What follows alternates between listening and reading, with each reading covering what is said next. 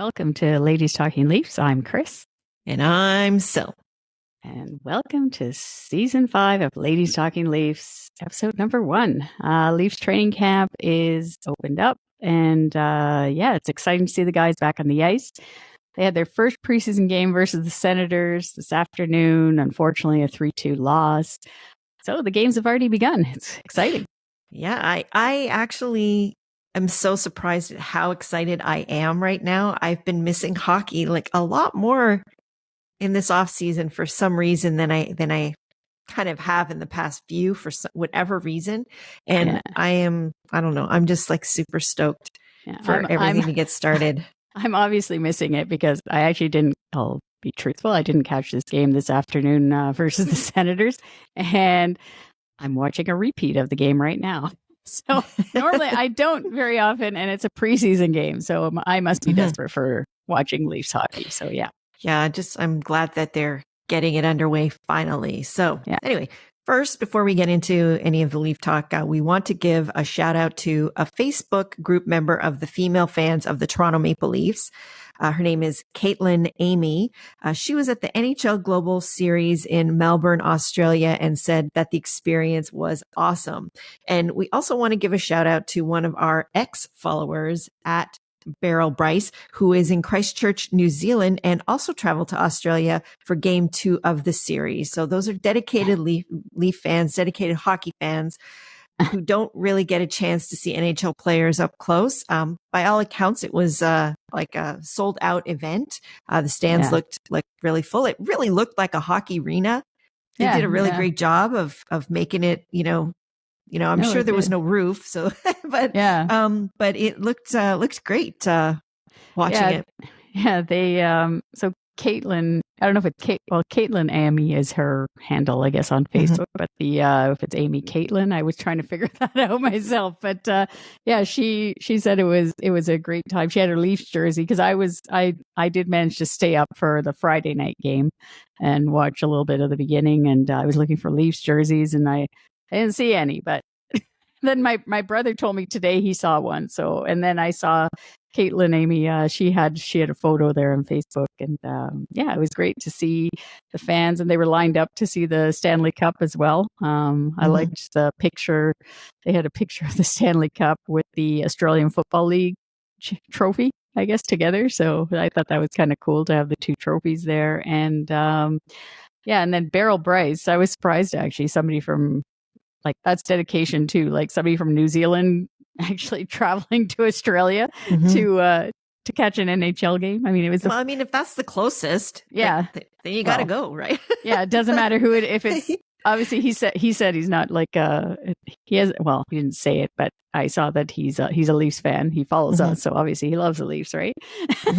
Why else would you follow Ladies Talking Leafs? But yeah, so I was impressed by that. And one thing, I saw a sign. It was funny. A kid there in the crowd had a sign saying, "I'll trade you some Tim Tams for a hockey puck." Which the Tim Tams, in case nobody knows, it's these little chocolate cookies that they have in Australia, and they're tasty actually, sort of thing. So I would have taken it if I was one of the players. I would have taken those Tim Tams for a puck. So we do have some news when it comes to the NHL Global Series in Sweden, which the Leafs are going to be a part of in November. And we'll share that. It's our own personal news, so we'll share that news in our regular season opening show on October 18th. So it is exciting, to be sure. So follow or subscribe wherever you listen to our podcast, Apple, Spotify, YouTube, and don't miss an episode of Ladies Talkin Leafs if you want to hear the news. So now it's time to get on with our show. And first off, we're going to dive right in with our thoughts on the Leafs line combinations to start from the first few days of camp. And then for a third period segment, we welcome our Ladies Talkin Leafs insider, Mike Augello, back to the show to talk about everything from the Leafs defense, William Nylander, and also the salary cap situation and a lot more. So without any further ado, let's talk Leafs. Okay, so for the opening of camp, there are 47 players, and the team has been split into two groups. So we're just going to dive a little deeper here into the forward line combinations first that Sheldon Keefe is working with. So, I mean, it was pretty obvious they were going to put Bertuzzi with Matthews and Marner. That's what they had in the first few days of camp. And then the second line, they had Tavares, Nyes, and Lafferty, which I'm not sure about Sam Lafferty there, but we'll get into that in a second. And then Nylander, Domi, and Jarnkrok. And then for the fourth line, it was Camp, Reeves, and Noah Gregor. Now, Noah Gregor, just to give, I looked up some information on him. He's a center who shoots left, and he's the only PTO actually that we have for this training camp with the Leafs. He played in 57 games last season with the Sharks, and he had 10 goals, 7 assists, and he was playing on the fourth line, and he was a fourth-round pick for the Sharks in 2016. So that's a bit of information on him, because apparently he has a shot, I guess, depth-wise for helping us out at center. But yeah, I don't know. What did I think that Matthews, Marner, Bertuzzi line is going to stick. Like, they're going to get their chemistry, like, at least for the start anyways, and they're going to get their chemistry going. And it seemed like,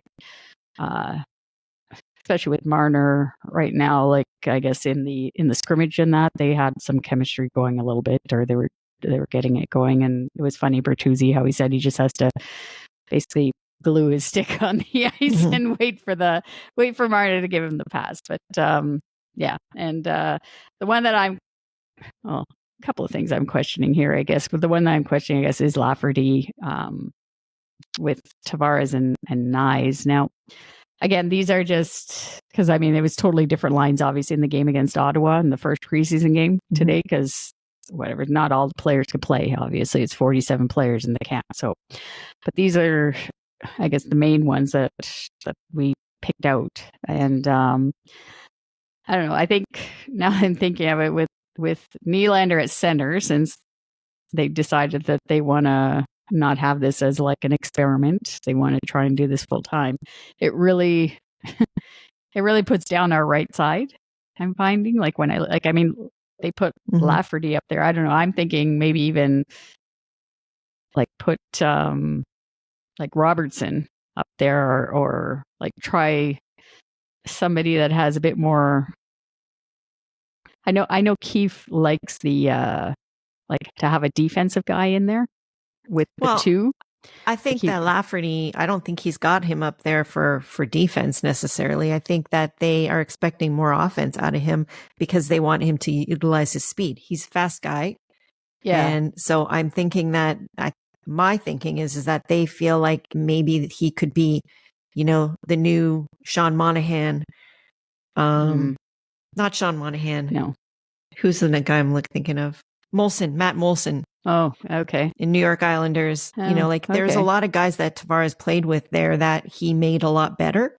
And so I'm thinking that that's probably what they're hoping will happen with Lafferty. And of course, Nyes so far, like, small sample size. He's like great along the boards, dishing out, getting pucks and all of that. So who is he playing with today? Do you know, on the game? Nyes? Yeah. I thought I wrote it down. God, I can't remember. He was playing, because I know Domi and Nylander were together. Yeah. And Jarnkrok didn't play today. I think he got hurt. Steves was on the other side with Nylander and Domi. Mm-hmm. Yeah, that's right. And then Tavares, because Nyes, I forget who he played with anyways today. But yeah, he might have played with Minton, actually. Yeah. No, I don't think so. Anyway, I can't remember, and I didn't write down. And unfortunately, the NHL updated their app, and so it's such crap that I can't even go back into it now to figure that out. So yeah, so the NHL's not helping us out. So we'll go on here with the. I don't know. I just think, like, even Jarnkrok. I mean, I know last season I said it a few times, like, the guy has, and he did show it a few times, like, he has a really good shot. Like, he was pretty good with Nashville when it, with that shot. But I'm thinking, like, want. I think Domi and Nylander. I mean, they worked today pretty well. Yeah, they had pretty decent chemistry today. Yeah, for the first game, but Järnkrok, I don't know if they're thinking like it's like a Swedish thing to have him playing with Nylander to say maybe they'll have a chemistry, but I just don't. I don't know. I just don't see that as a. Well, I heard today when they were talking about it on the panel that this could be a little bit of a experiment of emulating what Vegas did, because Vegas had like so much depth down the center, and they were able to, because of that, roll 3 lines that were really, really good and difficult to play against, right? So rather than having like a true checking line kind of thing, they had these 3 very offensive, really good lines that they could roll out against anyone.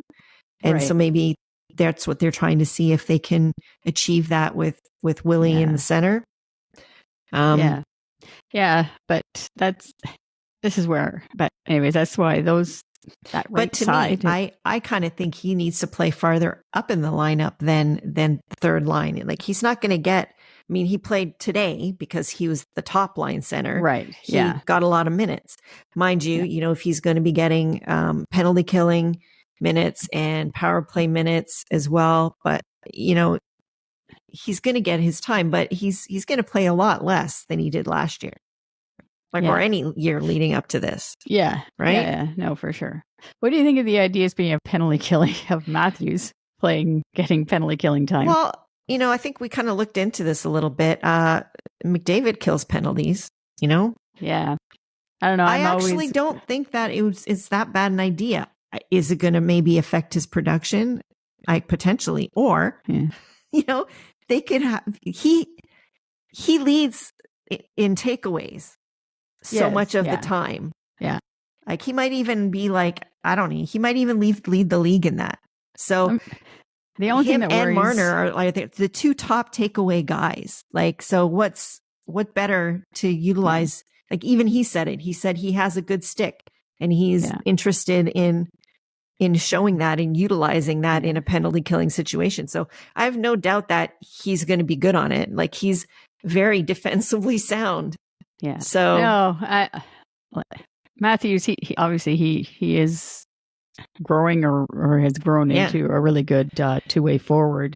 And the only thing that I guess gets me nervous when I see him sometimes to block the shots, and I'm like, I don't like that. Like the last, because he did at times, he was on there just like whether he was taking the draw and then he was getting off quickly, but he had to stay on because the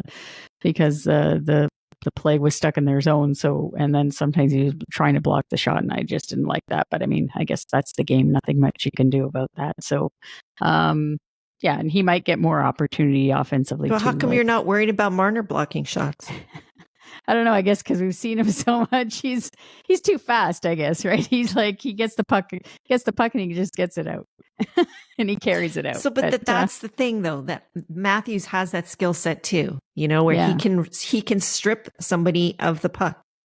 So I don't know. I'm actually excited to see it. And, well, I guess, I think he's going to be good at it. Yeah, Keith says he's going to get the opportunity. I did think it was funny. I heard today they said that one of the media members asked Morgan Rielly about, apparently in the scrimmage, Matthews did do some penalty killing. Mm-hmm. And they asked Morgan Rielly what they thought. And he said, he did. he's like, I guess he wasn't in his group. Like, maybe, I don't know. But then he started laughing, right? Because he goes, I didn't even notice. He said, right? He goes, did he actually go on the PK? And I was like, oh my God. I'm like, he's Morgan Rielly's another one that's going to be on the penalty kill more this year, probably too. Yeah. Because I think they want to use, they're not going to use Klingberg in that situation, obviously. He's probably not that great at it by all accounts. So he's probably going to get a little less power play, but more penalty kill. Yeah. And Rielly got the 25 minutes today he played versus the Sens. He had the most total, like for the. He's always still going to get the most.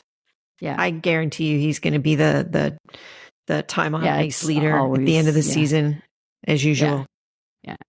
So today, just to let our listeners know too, from the game today versus the Sens, it's the Sunday game because I guess they'll be playing on Monday night at Scotiabank Arena. But of the young guys, I guess a couple of guys that I read that impressed was Alex Steeves and Roni Hirvonen.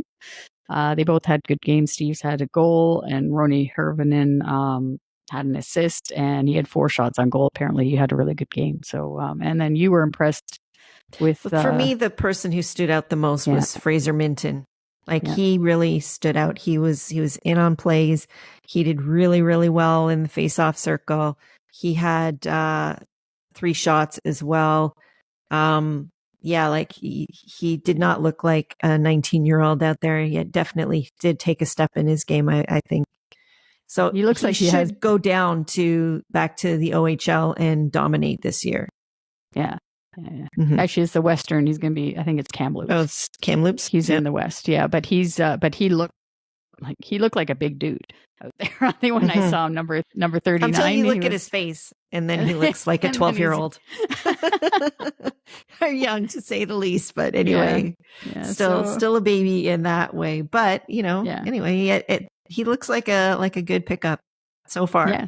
So let's hope he keeps improving. And we'll see what happens. And I most likely at home, I would think tomorrow night's game would be like Matthews and Marner are probably going to play. And Bertuzzi and then I guess today the goaltenders were that Frank Petruzzelli and Hildeby. Sorry, and they apparently Hildeby. He's like 6'6", that guy. So he's huge. They played pretty well, both of them. Petruzzelli, unfortunately, for the first period, we were in the box most of the time. He had a lot of shots on him in the first period. I think they had like 16. We only had like 6 or 7. So, didn't start out well with Domi being in the box within 13 seconds for roughing, no doubt. Yes, which I actually think might have been a joke penalty just for fun because he seemed to be laughing. So just to follow in his dad's footsteps, right? Not really. Anyways, So I think overall it was a good first game. I think first taste. They came back and they almost tied it. They actually had really good action around the net when they were trying to tie it. A lot of scrums. Like there was just a lot of action in around the net. But Forsberg, who, he actually has something to prove. He played the whole game, coming back from that injury. I think he really, really wanted to have like a solid game. So he played the full 60? The full 60, because I think they want to get him the reps because he missed so much last year with the knee injury. So, so he played the whole game. All right, so we've kind of covered the forward lines, at least, that Sheldon Keefe has started camp with, and we'll have a look at the D and goaltending on our show next week. So now it's time to get into our third period segment with our Ladies Talkin Leafs insider, Mike Augello, who's joining us to chat about a variety of Leafs items going into the 23-24 season. So for Leafs training camp just got underway and this week, and to talk about it for our third period segment, we have our Ladies Talking Leafs insider, Mike Augello. So Mike covers the Leafs and the NHL as a reporter and does a podcast with HockeyBuzz.com. He is co-host of Off the Post Radio and the Leafs Convo, and he is a writer for Full Press Hockey. Mike also covers the Buffalo Sabres as a lead writer with Buffalo Hockey Now. Thanks for coming on the show again, Mike. Good evening, ladies. I was just like, there's such an intro there. It's like, but you're wasting all my time just talking about all the jobs that I have. Sorry. It's been a couple of months too since you've been on the show. So it's good as a reminder as to how much you do. You do exactly. A lot. But so we're going to get right into it here. Actually, it was funny because my first question was about the Leafs defense. And it was funny because I saw you actually wrote a little column about it on your Hockey Buzz blog this week. And I don't know. I'm just not right now. I'm kind of worried about the defense. I'm not a fan other than Riley and Brody as a pairing. Like they're good. They're solid. And they play well together, I think. And I don't know. What do you think about? I just think the second and third pairings, like I don't know, Treliving, the way he was saying, he actually thinks they're better than they are somehow, or they will be. So yeah, I wanted to get your thoughts on that. Well, and I can't remember who asked the question, but they asked him. Oh, it was Steve Simmons asked him. Do you think this is based on what Vegas had in terms of defense with all these big guys like Pietrangelo and Theodore? Do you think you have a Stanley Cup winning defense? And Brad Treliving said, "We'll see." It's like, okay, that doesn't exactly exude confidence, but I mean, I agree with your assessment. Like, I think Morgan Rielly is a very good defenseman. He didn't have a great regular season last year. He had a really good playoff. I think we all know that how good of a defenseman he is. He's not a number one, and that's been the argument over the last few years. I think he's a really good number two, but good luck finding a number one. If you either draft a number one or you sign one in free agency, and they don't have the cap space to sign one in free agency, and they haven't developed one, so he's it. Right. I think their defense is okay. I don't think it's great. I think the necessity to re-sign Luke Schenn in terms of the physicality on the blue line was important enough. Obviously, they didn't do that, but he got way overpaid. I mean, there's no way that they were going to be able to afford what he got paid by Nashville, and God bless. I'm very happy that he did get paid because he's a good guy and a very good player. But he was making $800,000-$900,000 a year. Now he's making around $3 million. But I have some concerns. Yeah. I'm not as sour on Jake McCabe as some other people are. I think he's fairly decent. I think he's a 4. He's a second pairing guy. Klingberg is a concern, not offensively. Offensively, he's really good. And as we've seen over the last couple of days, they're using him. And I predicted this right when they signed him. He was going to be the point guy in the power play. They want Morgan Rielly to be more 5-on-5, to concentrate on that. Not that he's not a good power play quarterback. He is. He's very good offensively. He's a good passer. He just doesn't have a big shot from the point, and Klingberg does. So that's going to be his role.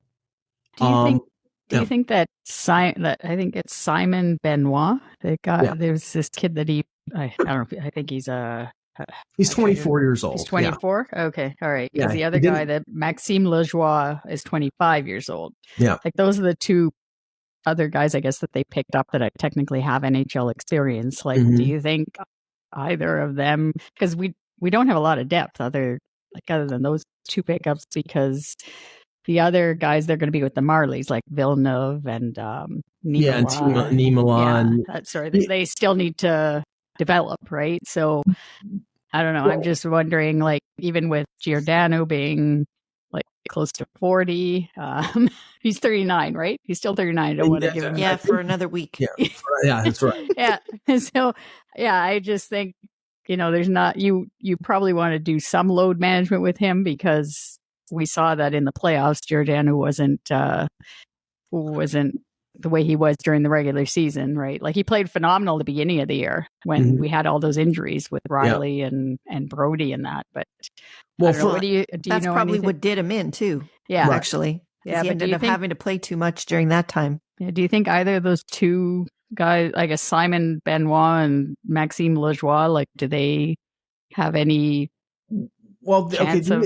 The issue first is salary cap, right? Because right now, even with LTIR, with Muzzin and Matt Murray, they're a couple million over the cap. So they're gonna have there's gonna have to be some move made to rectify that. Well, that's actually the next question that we had. Get ready for that for you. Yeah. So what do you think will happen then? Is there going to be a trade, or do you think they're just going to try to massage the cap like they kept trying to do last year, with the 11-7 and all of that kind of stuff, and going with shorter roster? Well, Brandon Pridham is like a masseur, so of course, he can massage with the best of them, but I don't know how they're going to effectuate that because, I mean, right now, like specifically on the defense, yes, yeah, they probably are going to have to carry 7 defensemen because of what you just talked about with Giordano, and the number 7 is Connor Timmins, but Connor Timmins makes $1.1 million. So can you afford to carry 7 defensemen?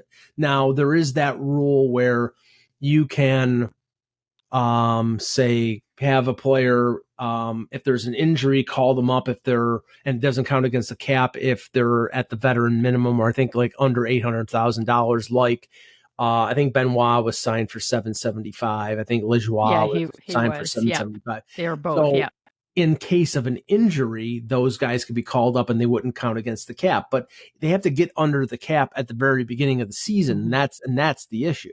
So, I mean, ideally, I think they want to carry 7. I think right now you saw the pairings that what they're using in training camp. It's Riley and Brody. No surprise. It's McCabe and Klingberg. I know I can just see people are going to say, "Oh my God, I wish we had Justin Hall back because we got John." No, I'm never saying that. Sorry.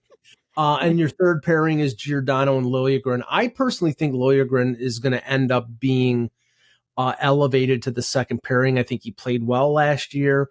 I think he's a much better defenseman than people think. Maybe Sheldon Keefe finally has some confidence in him, even though he didn't play all the time during the playoffs. They had Shen playing with Riley, and they had enough veteran guys that they could lessen the workload on a guy like Liljegren.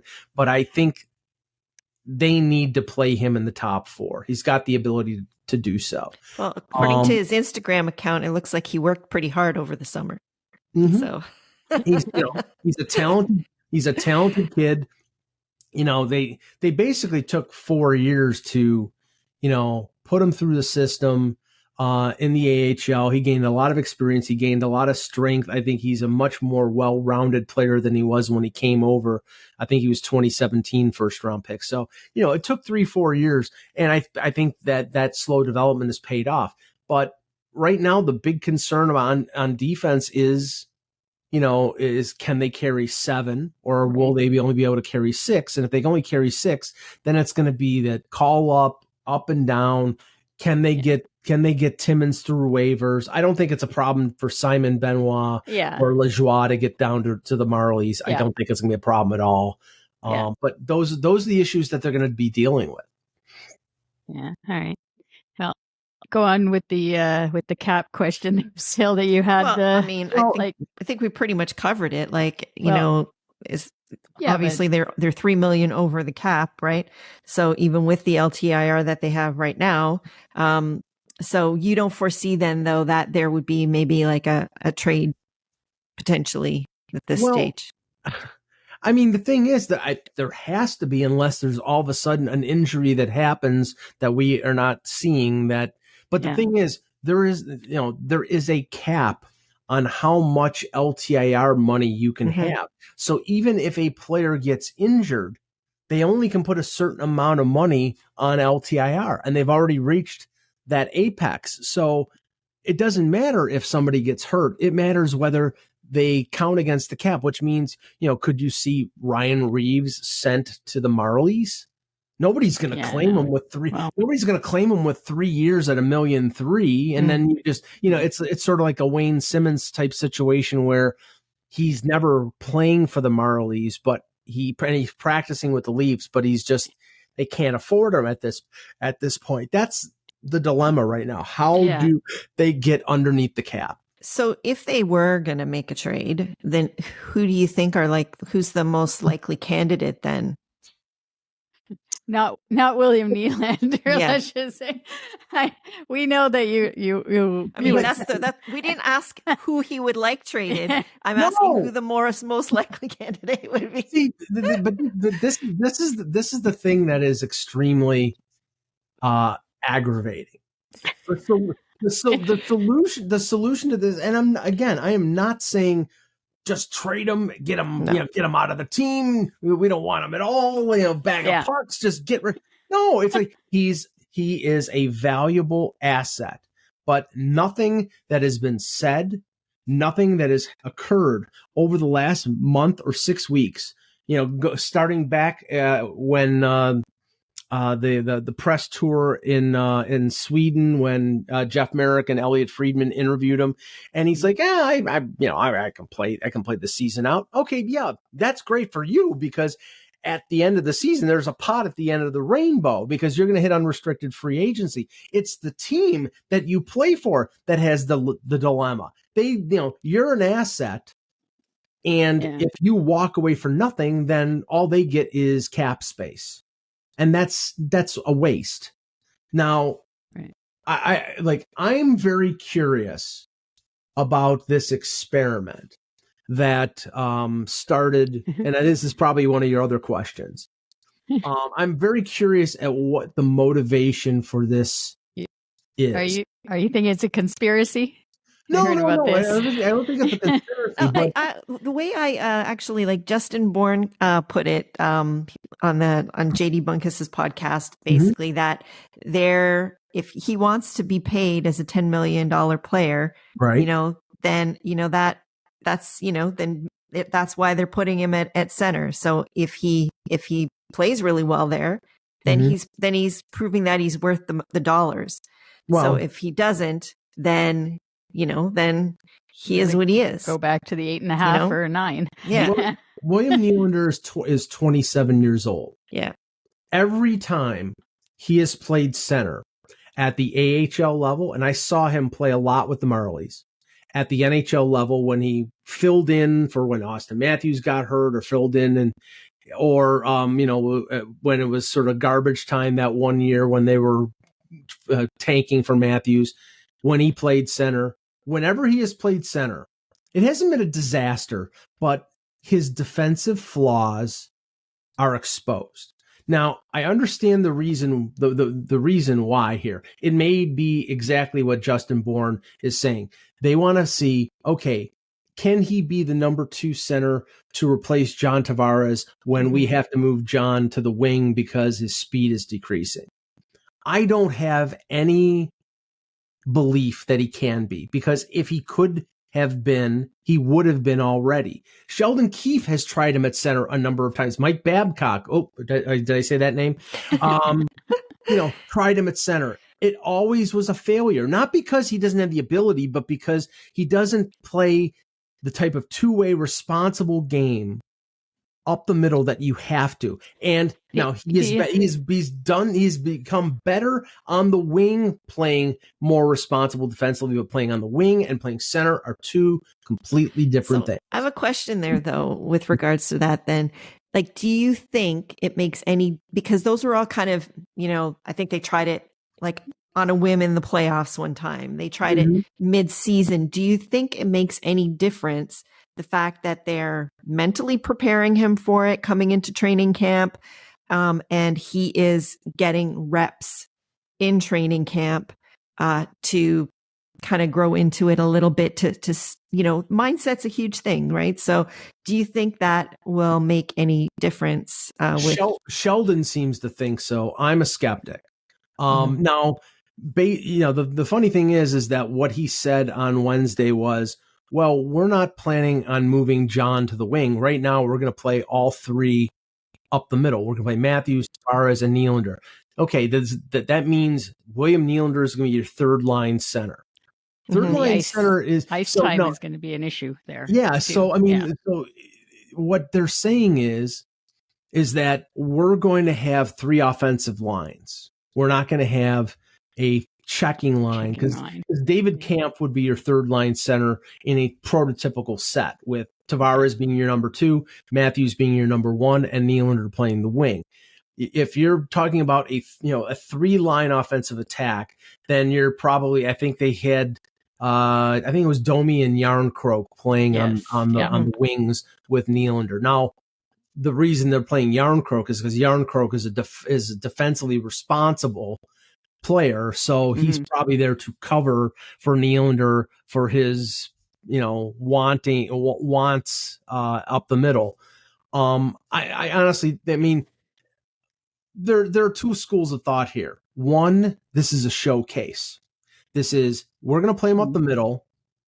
There are teams that are interested in him, and they're interested in seeing if he can play up the middle. And early in the season, it's not going to hurt us that much, but let's show them, and then maybe they'll pay in a deal what we deem as a good return. It's either that, or like Justin Bourne said, maybe they're finding out whether it's worth the money to pay him because he can eventually be the number 2 center. And if he proves that he can't be, then he's an own rental, and then they let him walk at the end of the year. I think that's the worst case scenario. If you let him walk for nothing, I think it's dumb. But if that's what they've determined that they're going to do, they're going to do what they want. Yeah, it'll be interesting because, I mean, with the offensive guy, like, to me, like, it, especially the fact that they're thinking of starting him on the third line. I mean, that's definitely going to affect his numbers. Like that, to me, it's shades of when Kadri was in that spot, and it just, it wasn't enough for Kadri, and it's like not enough ice time.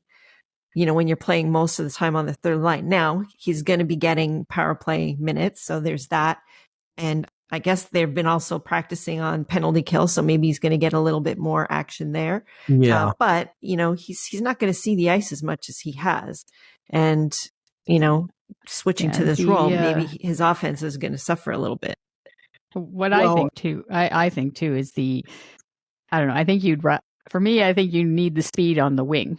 Like moving Tavares over to the wing, like, I don't know. I just think you'd rather have somebody flying down the wing rather than having a slow guy that's a little bit behind. I don't know. Like it's, and then Treliving, I guess, like I guess there has been some rumors, I guess, from the last with his Johnny Gaudreau situation, how he said he's never gonna do he's never gonna do that again, like to leave a player like that and then let him walk, like leave it so long. And then obviously he didn't know at the time he was gonna come into Toronto and be in basically the same situation. But I'm wondering if that's gonna actually maybe potentially, I guess, make a difference here in this situation with Nylander. Well, the situation, and Treliving said it a couple weeks ago, and he said it on Wednesday about Nylander, wanting to be in Toronto and loving Toronto. That's beautiful. I love that. Okay. It's a nice sentiment. Show me. So, basically it's like, okay, you love it. Okay. Are you going to take less? Well, no, I love it, but I want $10 million. Oh, great. Okay. Well, that's not there has to be a sort of a quid pro quo here. If you love it, then you have to do something to make it more beneficial for the team to sign you. And that's the thing. It's like, you look at the big four and you look at the picture where Nylander's up after this year, and then Marner and Tavares are up after next year. They're eligible, both of them, to re-sign on next July 1st. I personally believe, and I may be proved wrong, but I personally believe that next July or before the end of his deal, John Tavares will sign a 2 or 3 year extension for significantly less than $11 million. Because better. Yeah. Well, yeah. But no, it better be significantly less. Like I would say, something like the Joe Pavelski contract with Dallas, where I think it was like $7 million or $6 million. And he's still a very effective player. He still scores 30 goals. He still can play center. I think that'll happen. And that money will end up going mostly to Marner, Marner will end up probably getting not as much as Matthews, but probably in like the $12 million range with the cap going up. But this is the issue. It's like, okay, so there's a reallocation of funds with those 3 guys, but you still have to upgrade areas of this team. And if you give William Nylander $10 million, then the defense that's concerned right now will continue to be a concern.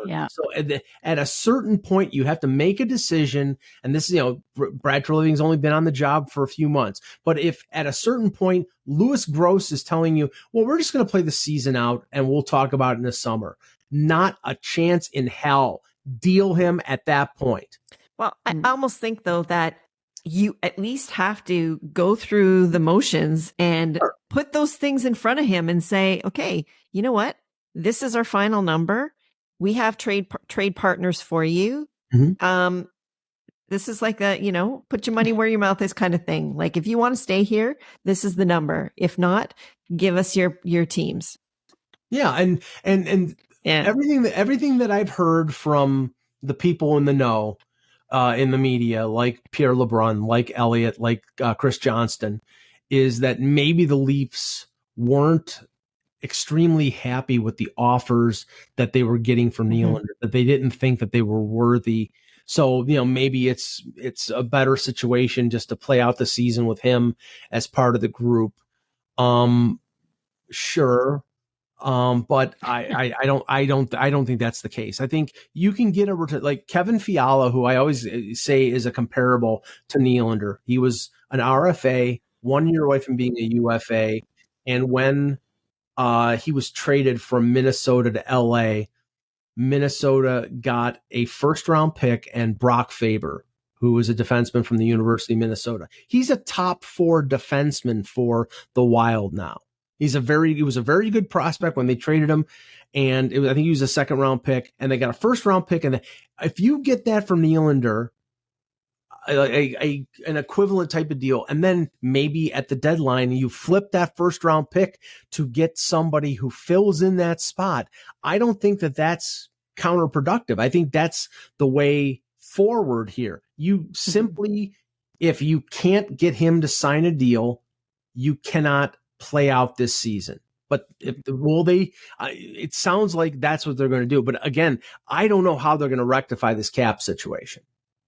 All right. Let's move on from William Nylander. We could go on and on and on and on. There's so many different permutations. Yes, believe me, I've been labeled the Nylander hater, and the funny thing is, I don't hate the guy. I know. We're just jabbing. No, he's just an extremely talented player. But when you have an asset like that, you either have to lock it up or you have to move it because you just can't let it walk away. I know, but unfortunately, he is like the perfect guy for this market. Like the way he is, his personality, all of that, it really, really fits because things just slide off of him. I heard that about Phil Kessel. He's an idiot savant of hockey. No, I actually don't think that is true with Phil when he was here. It got underneath his skin. It did. Yes. Yeah. And I think that is somewhat true for Willie too, is just he doesn't show it in the media at all. He's very, very glib and always shows his, Willie Styles type of persona.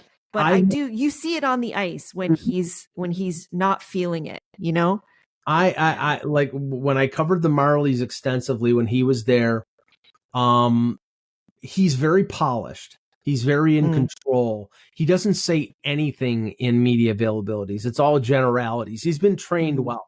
I called him 90-second Willie because he would go for 90 seconds. He would say basically nothing, and then he would end it. And I remember in a press conference, I had my phone. I was recording it. Blah, blah, blah, blah. 1 question, 2 questions, 3 questions, over with. I show the phone to, I don't think it's any problem to say, I show my phone to Steve Dangle, who was in the scrum with me, and it's 91 seconds. And I'm like, there you go.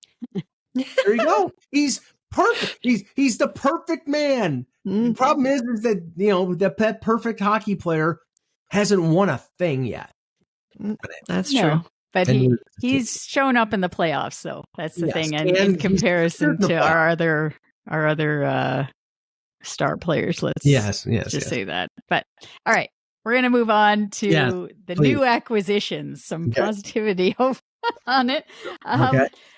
So who do you think out of the 4 guys that they got, the big guys, Klingberg, Domi, Bertuzzi and who's the Reeves, Ryan Reeves. Who do you think is going to have the biggest impact this season for the team? I think it's obviously going to be Bertuzzi. I mean, I don't know whether like these lines that they put together in training camp are going to be, if based on the way that Sheldon Keefe has operated over the last few years, he puts the line that he thinks is going to be the unit together at training camp and then works it through training camp. And right now he's got Bertuzzi playing with Matthews and Marner. Now, I think that's a superstar line. Bertuzzi plays well with talent. He will protect in terms of physicality. He will, it won't be like, and I love Michael Bunting, but it won't be like Sideshow Bob, Michael Bunting, like throwing himself like a flying body wedge at Travis Konecny when he's going after Matthews. Tyler Bertuzzi will put Travis Konecny through the boards. I mean, he's a very physical player.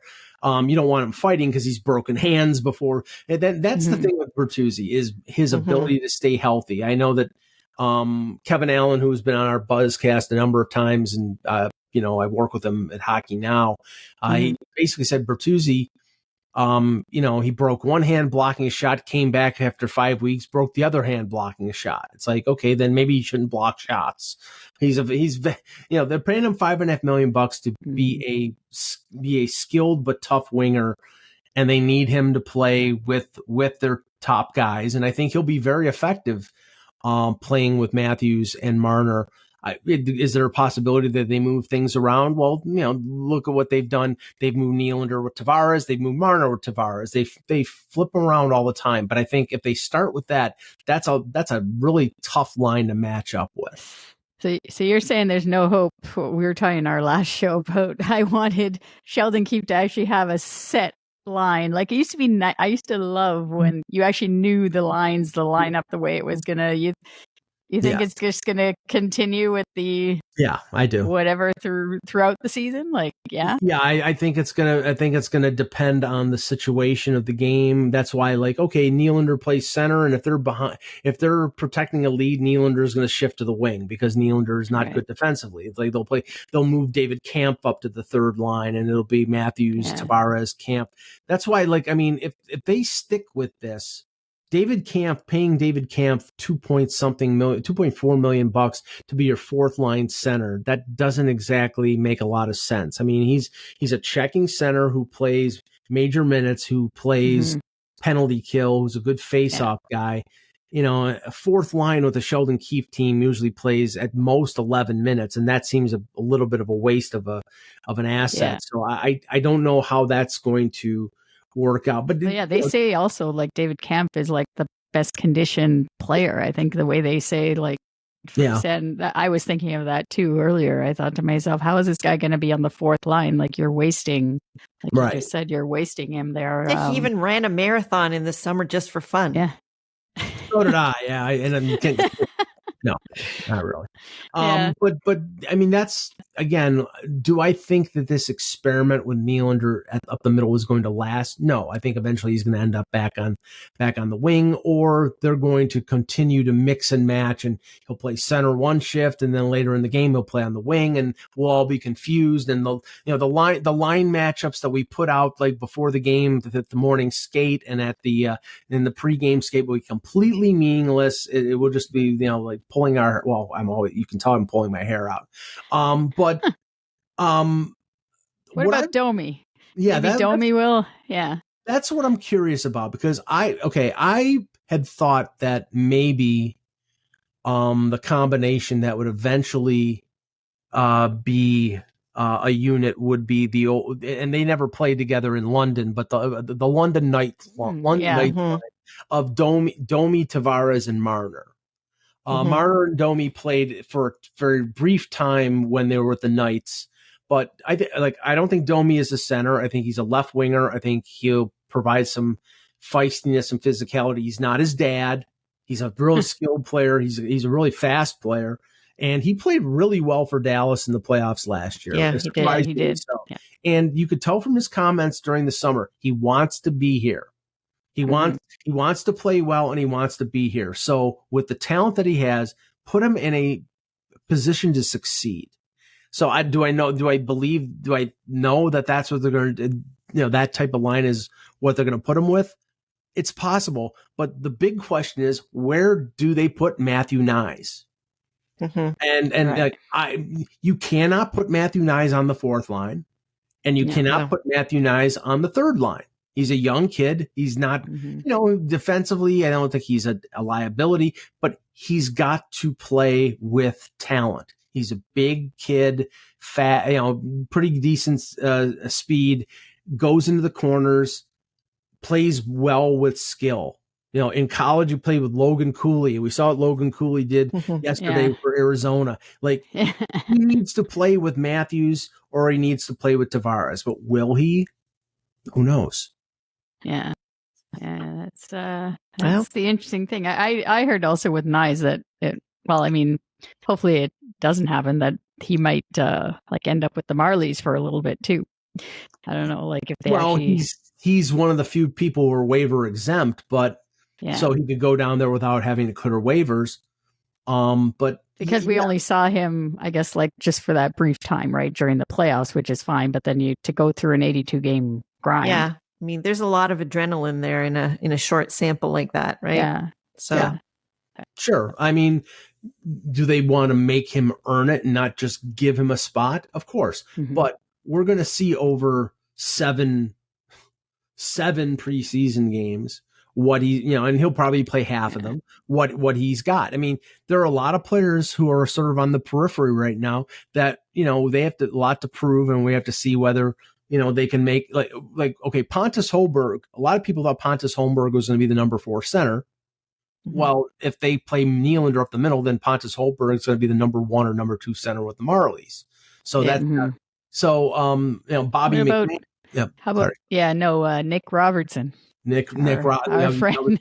After Bobby McMahon, I was going to say Nick Robertson. Okay, so Bobby McMahon, who scored 20 goals with the Marlies last year, 20 goals the year previous. They like him. He's a big kid. Keefe liked him when he played. Then he got hurt. Then he didn't play until late in the Calder Cup playoffs with the Marlies. He's still hurt right now. He's still recovering from the injury. I think he's close to being ready. He doesn't have waivers. He would have to clear waivers to go down. But he's making less than $800,000. So if you get rid of somebody who's making more money, and that's a guy who fills in on the fourth line, there's potential savings there. So Nick Robertson is at a crossroads. Mm-hmm. I mean, I still believe that this kid has NHL ability, has really, he's got an NHL shot. He's got NHL speed. He just doesn't have NHL durability. And that's the thing he's got to prove. If he could prevent himself from getting hurt and just play 40, 50 games and do what he does, I think he's an NHL player, but I don't know whether he's going to be an NHL player with the Leafs or if it's going to be with some other team, but that's the dilemma. Bobby McMahon, I guess Bobby McMahon too, because I know Justin Bourne, I heard him saying he's really, I guess he's a fan of his, and but is he injury prone as well? I heard he hadn't been, but last year was just, he came up for 8 or 9 games and played well, and then they sent him back down to the Marlies, and he was scoring like crazy. He was AHL Player of the Week, and then he got hurt in March when they called him back up, and it was a knee injury, and he never got fully healthy. I know he came back for 1 game in the Calder Cup playoffs, and then he may have had off-season surgery. They just said he wasn't ready to resume full workouts. Now, the thing is, if he's on injured reserve, then you don't have to put him on waivers. That's a way at the beginning of the season. Okay, we don't, we want everybody to make their roster decisions and have their 23-man rosters. And then maybe in the middle of October, when he is ready to return, we can sneak him through waivers. But with the Leafs, there's no sneaking through waivers with anybody. They always get claimed. Every single one. We won't talk about the goaltending this time. When it comes to that too, it's just I can talk about it first. I can talk about it for a second because I'm fairly certain in my belief that Martin Jones will not be on this team when the season starts. He's either going to be on the Marlies or he's going to be claimed by another NHL team. Yeah. They did not sign Martin Jones to be the backup. Joseph Woll is the backup. I mean, the way Brad Treliving has talked about Joseph Woll, they're believers in Joseph Woll. I think they're more believers in Joseph Woll than they are in Ilya Samsonov. Because Samsonov's a UFA at the end of the year. Wall's under contract for another year, and he's 25 years old. And he's come up through the system. And Treliving has said, well, I've been following Wall since he was with the U.S. National Development Program. So he knows him. He was a well-regarded goaltender in that draft. In that 2016 draft. I mean, that draft was in Buffalo, and I was covering that draft, and I was an advocate for the Leafs taking Carter Hart. And instead they took Igor Korshkov at the top of the second round, who played one game and said, see ya, I'm going back to Magnitogorsk. But, they took Joseph Woll at the top of the third round, and he's had his injury issues, but I don't, what we saw of him last year with the Marlies and with the Leafs, I think he's an NHL goalie. Yeah, I think so too. Yeah, we're believers we're Wall believers as well. The brick wall. Yeah. All right. So do you have time just for one more thing? Since I got plenty of time. So you cover the Buffalo Sabres, obviously, for Buffalo Hockey Now, and you've been to their training camp. So do you think that the Sabres will be making the playoffs this season? The Atlantic Division is the toughest division in hockey. Yes, it is. The only team that I'd say you would write off in terms of a playoff team, and I say this with complete and utter glee. Yes, I do too. Is Les Habitants. They can, they go swim in the St. Lawrence. But they're 2 or 3 years away from being a playoff team. But you've got 7 teams that are capable of making the playoffs, and at the most 5 can make it. I think the Leafs are making the playoffs. I think they're one of the top 3 in the division. I think Tampa Bay, even though they've lost a bunch of players, and even though they're dissing Steven Stamkos, which I think is obscene, he'll end up walking away having a 50-goal year and walking away and signing with, let's see who she signed with. But I heard the Panthers, maybe. Well, yeah, no, I heard that would be hilarious. Actually, he'd get the state tax exemption, and I would love to see that. And he doesn't even have to move, really. Yeah. They got a ton of money coming off the cap. But okay, they're the Panthers. Okay, they made the Stanley Cup final, but half their defense is injured still, and probably won't be back. Ekblad is recovering from surgery. Montour's recovering from surgery. They're not going to probably be fully healthy until like Thanksgiving or maybe even Christmas. American. And they've lost some players as well. They've lost some players as well. Boston, they've lost Bergeron and Krejci. So they're not going to be as good. Ottawa's better, Detroit's better, and Buffalo's better. But each one of those teams have little chinks in their armor, and the chink that the Buffalo Sabres have is they allowed 300 goals last year. Signings on defense and Eric Johnson and Connor Clifton, which I think will help them.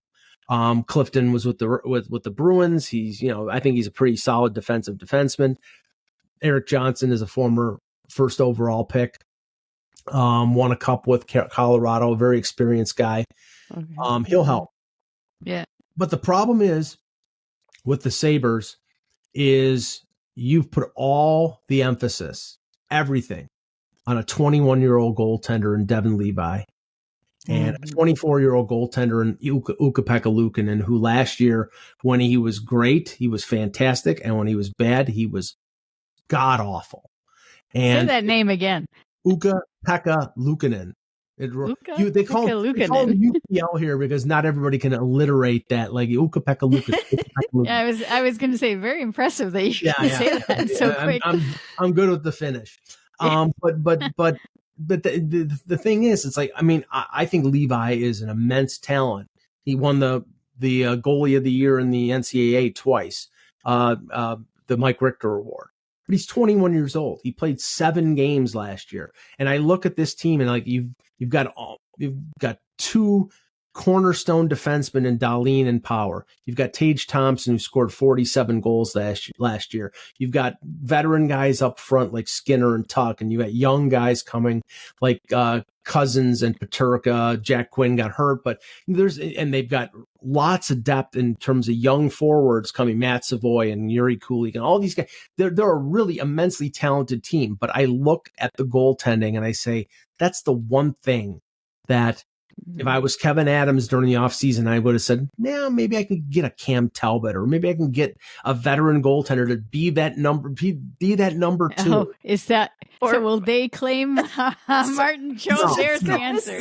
Goaltenders, they have Levi Luukkonen and Eric Comrie, and Eric Comrie might be claimed on waivers if they try to send him down. So they have a similar situation, right? But it's mature under Don Granato, and if they get better goaltending than they did last year, then I think they make the playoffs. But I'm skeptical. Yeah. I don't know. It's like, I mean, the thing is, 10 games into the regular season, if Levi is proved that he can't handle it, he's a very confident kid. But I'm sorry, in the 21st century, there's only one goaltender who went either from junior or college and was at least a tandem starter the next year for his NHL team. And that guy's name was Carey Price. I thought it was Patrick. Oh, that was Patrick Roy. Well, that was bad. That was back then. I'm saying 20% from 2000 going forward. Like everybody said, well, Jeremy Swayman did it with Jeremy Swayman was not the number one goaltender for the Bruins. No. So it's like, it's a lot. It's a lot to put on Levi. And like I said, he's a very confident kid. Yeah, and if they lose a lot of games with him in net, I mean, that's like crushing a kid's soul early on as well. Like, it's a lot of pressure to put on a young guy. And then all of a sudden say play it out. Say American Thanksgiving, late November, and they're 500 and they're maybe 8 or 9 points out of a playoff spot. And that, I'm painting the worst case scenario here. And Levi has proven that he's not ready. Then what's your answer? Then it's Ukko-Pekka Luukkonen and Eric Comrie. That is not playoff goaltending. So, and you're not going to be able to go out and trade for Hellebuyck or trade for, whoever else is an expiring contract in November. So you have to ride it out. And then by the time you can get a goaltender, it's too late. Hellebuyck wants to win the Stanley Cup. So that's the only. So he's not going to want to go to Buffalo. He's not going to go. Well, but honestly, with a goalie like Hellebuyck, they could make some hay. Buffalo's got so much talent, but bring it back to the Leafs. Yeah. Ilya Samsonov had a great year last year. You can't ignore at times Matt Murray did play very well and was the number one goaltender, and then he got hurt, and we know what happened. But Samsonov played really well, played above expectations, but then he got hurt. Then he played well in the playoffs, and then he got hurt. You don't know what that's why they got Martin Jones. But the problem is they can't carry 3 goaltenders at the end of training camp. So, I mean, I think that's insurance against a goaltender getting hurt in the preseason. That's what it is. But we don't know what Ilya Samsonov is. We've got 1 year to base it on, and that's why they went to arbitration. And that's why they signed him to a 1-year deal, and he's a UFA at the end of the year. And if he plays like he did last year, then I think they'll have no problem signing him to a 4 or 5 year deal. And if he doesn't, if he regresses, then I think they're in the market for Connor Hellebuyck next July. Mm-hmm. Right. Yeah. All right. Okay. Well, that's I think we covered all the bases that we wanted to, and we're going to get to see in short order what the Leafs really look like in the next few days when we actually get to see them on the ice again. And I, for one, cannot wait. Mm-hmm. So anyways, Mike, we thank you once again for coming on and being our guest and our Ladies Talkin Leafs insider. And as for Leafs Nation, we want you to check out Mike's blog and podcast on hockeybuzz.com and the Leafs Convo. And if you want to see what the Sabres are up to, you can check out Mike's articles at buffalohockeynow.com. So if you don't follow him on Twitter, make sure you do. His handle is Mike in Buffalo. So thanks again, Mike. And we will be talking to you again. It's always a pleasure. Thank you very much. All right. Season. It was always great having Mike on the show, and he'll be joining us throughout the upcoming season, giving us his insider views on the team. Yeah, when he can fit us in, because he has a lot going on. Oh, yes, that's for sure. Yeah. So before we go, we just want to give you a reminder to hit that follow button wherever you listen to our show, Apple, Spotify, or your favorite app. You can also find us on the Believe Network at believe.com. That's BLEAV, or on our website, ladiestalkinleafs.com. It's also our first full season on YouTube, so you can join us there and watch our show. Subscribe to our channel and watch it there. See in-game action videos from games that we attend at Scotiabank Arena as well. And our YouTube handle, like all our others, is at LTL 1917. Yeah, and don't forget, we'll be sharing some exciting news, big news on October 18th. So be sure to hit that follow button and also follow us on social media, Twitter, Instagram, Facebook. Our handle, again, is at LTL1917. Ingrain that in your minds. And we'll just keep repeating it here until you do. And then we'd also love to hear from you. Leave us a rating or a review and let us know what you think of the show. It's easy on Apple and Spotify, and it's important for our show to get exposure as a source for Leafs content. And we thank you for taking the time. And another way to help us out is by visiting our Ko-fi page at Ko-fi.com. You can follow us there. And if you choose to, you can buy us a coffee. Any donation towards helping us produce our show helps us make it even better for you. So you can find the link to our Ko-fi page on our show notes or in any of our social media profile pages. Yeah. And we're going to be adding some new pics that I found from Maple Leaf Gardens. The not too distant of us back in the day. So look out for that. Follow the Ko-fi page, and and you'll see we already have lots of pics there if you want to check out our photo gallery. Mm-hmm. But we always want to say thank you to our healthcare workers and first responders for everything that they do. So thanks again for listening and watching. Until next time, go Leafs, go. Do you believe?